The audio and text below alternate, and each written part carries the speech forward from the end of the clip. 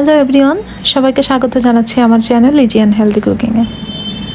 হাজির হয়ে গেলাম আজকেও নতুন আরেকটি রেসিপি নিয়ে, আর সেটি হলো চিকেন সালাদ রেসিপি। চিকেন সালাদটা অনেকেই অনেক রকমভাবে খেয়েছেন বা অনেক রকমভাবে তৈরি করা যায়, বাট আমি আজকে ঘরে থাকা খুব কম উপকরণে এবং খুব সহজভাবে এই রেসিপিটা রেডি করে দেখাবো। এটা স্বাস্থ্যের জন্য খুবই উপকারী। যারা ওয়েট লস জার্নিতে আছেন তারা এই রেসিপিটি তৈরি করে দেখতে পারেন। এটি খেলে অবশ্যই কনফার্ম ওয়েট লস করবে। তাহলে চলেন দেখা যাক কীভাবে আমি আমার আজকের রেসিপিটি রেডি করছি।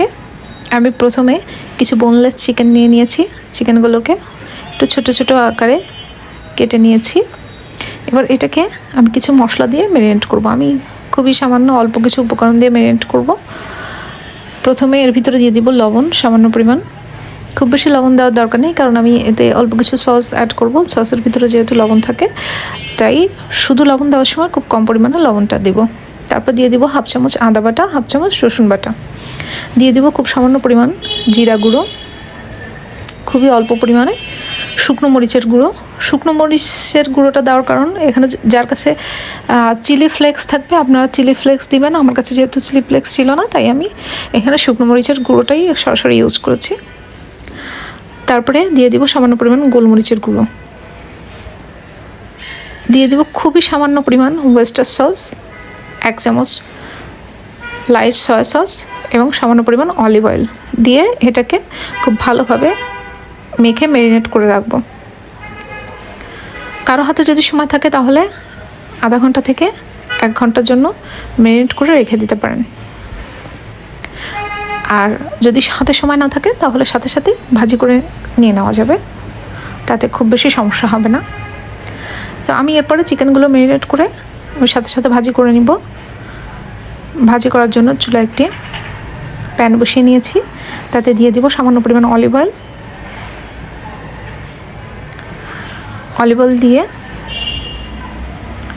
চিকেনগুলোকে ভাজি করতে দিব। আমি ঢেকে দিয়ে একটু সময় নিয়ে 7-8 মিনিট ধরে চিকেনগুলোকে ভাজি করব। চিকেনের কালারটা যখন মোটামুটি পরিবর্তন হয়ে আসবে, এরকম একটা লালচে টাইপের কালার চলে আসবে বা 2-1টা সামান্য একটু পোড়া পোড়া টাইপের হয়ে আসবে, তখন এগুলোকে উঠিয়ে রাখতে হবে। হালকা একটু পোড়া পোড়া টাইপের হলে খেতে বেশি ভালো লাগে, গ্রিল টাইপের হলে। চিকেনগুলো উঠিয়ে নিয়ে এবার আমি সালাদের জন্য যে সবজিগুলো নিয়েছি সেগুলো দেখাবো, আর সেগুলো দিয়ে ম্যারিনেট করে দেখাবো। তো প্রথমে আমি এখানে কি কি সবজি নিয়েছি দেখাচ্ছি। বাঁধাকপি নিয়েছি, গাজর নিয়েছি, সবুজ ক্যাপসিকাম নিয়েছি, টমেটো এবং শসা নিয়েছি। আপনারা আপনাদের পছন্দ মতো সবজি নিতে পারেন।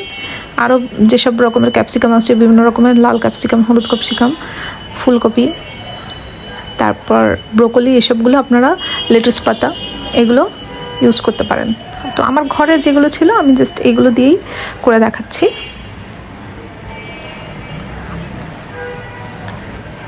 আমি এরপরে অনেকে আছে ডিরেক্টলি খেতে পছন্দ করেন সালাদটা, বাট আমার কাছে যেটা মনে হয় গাজর ক্যাপসিকাম এগুলো যদি ডিরেক্টলি খাওয়া হয় আমার কাছে স্বাদটা অত বেশি ভালো লাগে না, এবং যাদের গ্যাস্ট্রিকের প্রবলেম আছে তাদের হয়তো এই সরাসরি কাঁচা সবজিটা খেলে বা সালাদটা খেলে সামান্য পরিমাণে গ্যাস হতে পারে। তো এই জন্য আমি যেটা করব, আমি একটু সতে করে নিব বা সামান্য একটু ভাজি করে নেব, ফ্রাই করে নিব। ফুল আছে আমি 2 মিনিটের মতো সমস্ত সবজিগুলোকে ভাজি করে নিব। সমস্ত সবজি বলতে শসা এবং টমেটোটাকে আমি একেবারে লাস্টেই দিব। তো বাঁধাকপি, গাজর এবং ক্যাপসিকাম দিয়ে সামান্য পরিমাণ লবণ দিয়ে এটাকে জাস্ট 2 মিনিটের মতো ফুল আছে ভাজি করে নিব।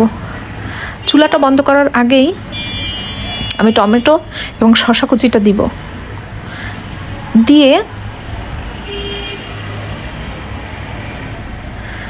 আমি চুলাটা বন্ধ করার আগে এখানে একটু লেবুর রস দিয়ে, হাফটা লেবুর রস, তার ভিতরে সামান্য গোলমরিচের গুঁড়ো এবং একটু অলিভ অয়েল দিয়ে গুলিয়ে রেখেছিলাম। এটাকে আমি সালাদের ভিতরে দিয়েই চুলাটা বন্ধ করে দিব।